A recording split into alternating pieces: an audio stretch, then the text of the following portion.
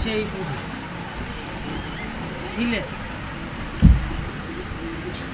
ইলে বৃষ্টির পুরি বৃষ্টির পুরি আর ট্যাংরা বৃষ্টির পুরি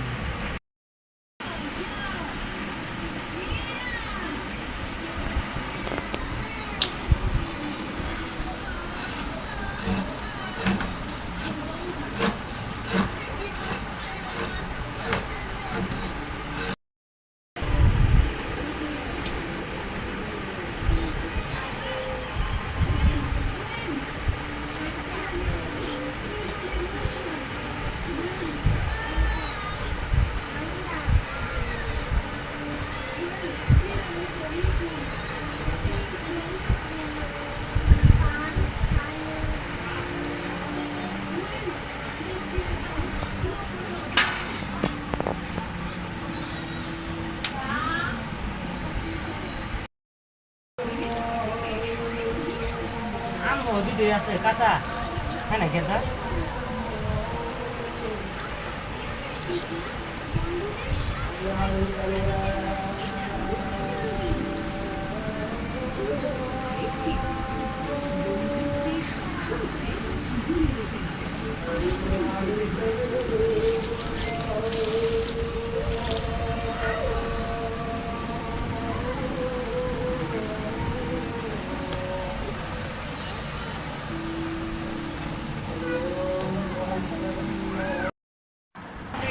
ট্যাংরা মাছের সাইজগুলো দেখেন একবার, এত বড় বড় ট্যাংরা, আর প্রত্যেকটা ট্যাংরার ভিতরে ডিম।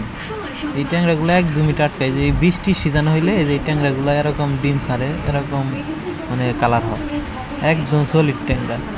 ট্যাংরাগুলো যে খাইতে কত একটা স্বাদ লাগবো।